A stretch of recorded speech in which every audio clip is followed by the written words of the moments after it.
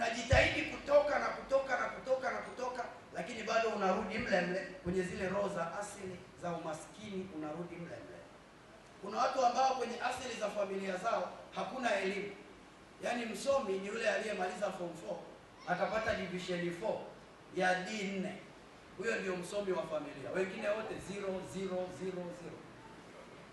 Na wewe pia unasali na umelitambua hilo, unajitahidi watoto wako watoke huko, lakini mwaka huu watoto wengine wamepangiwa advance, kwako wewe tayari kuna zero huko, unapambana nalo kutafuta vyuo.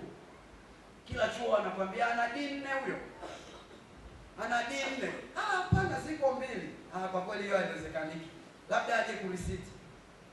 Sasa ukikaa kufuatilia unakuta kwenye hiyo familia watoto wa baba mdogo kuna shida hiyo hiyo, kwa mjomba kuna shida hiyo hiyo, kwa kaka fulani kuna shida hiyo hiyo. Na familia nyingine kwenye elimu wako vizuri, ila maadili hakuna maadili. Pale kuna mtu amezalia nyumbani, pale kuna mtu kazalia nyumbani, pale kuna walevi wa pombe. So watu wazima, vijana tu miaka 18, 19. Yaani kila nyumba unakuta kwa baba mdogo kuna wavuta bangi watatu, dada wawili wamezalia nyumbani. Pale kuna walevi watatu, wakaka wawili wamewapa mimba watoto wa watu. Yaani vinaenda vinafanana. Sasa kutaka tu kujua kama hichi kitu kinatokana na roho za asili ya familia, lazima hilo tatizo liwe linafanana na watu wa familia yako. Na usipojua, hakika huwezi kutoka. Hakika huwezi kutoka kwenye huo mlango.